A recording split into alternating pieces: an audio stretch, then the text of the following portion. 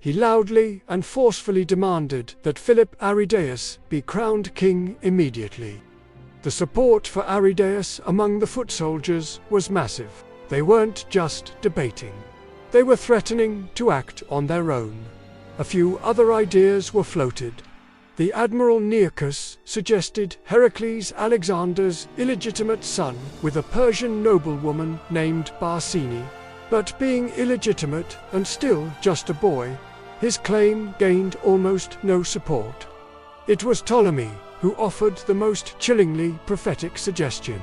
With his typical foresight, he argued for something radical. A collective leadership. Let the top generals govern the different parts of the empire, the satrapies as autonomous rulers, all under a nominal, central king.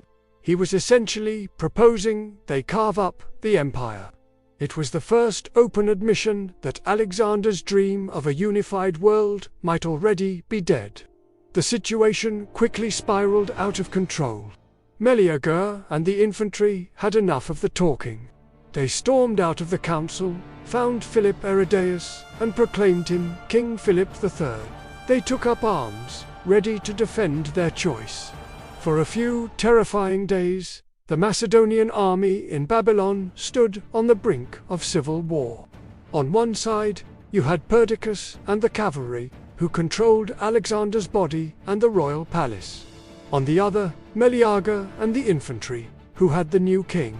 It was Eumens of Cardia, Alexander's brilliant Greek secretary, who managed to pull everyone back from the edge. Respected by both the cavalry officers and the infantry grunts, he negotiated a fragile truce.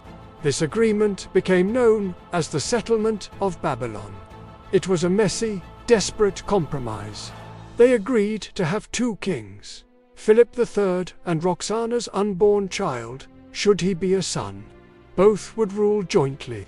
Perdiccas was named regent of the empire, the supreme commander.